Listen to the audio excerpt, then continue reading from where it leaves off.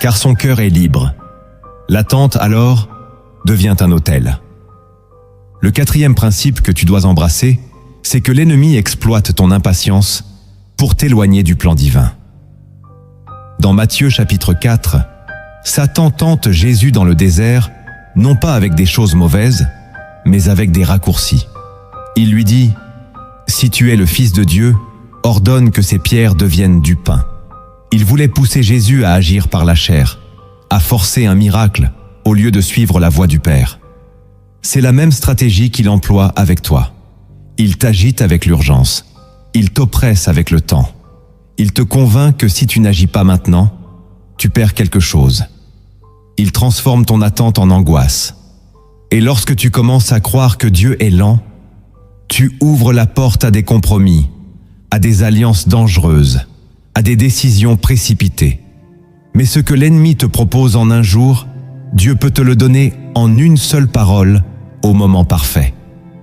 Jésus n'a pas cédé, il a attendu. Et à la fin, les anges sont venus le servir.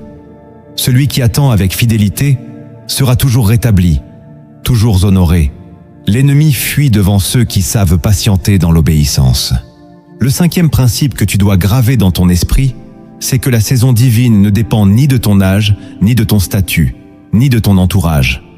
Moïse avait 40 ans lorsqu'il a fui l'Égypte.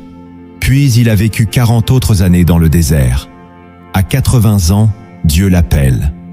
Sarah était stérile toute sa vie, mais Dieu a visité son sein quand son rire avait disparu.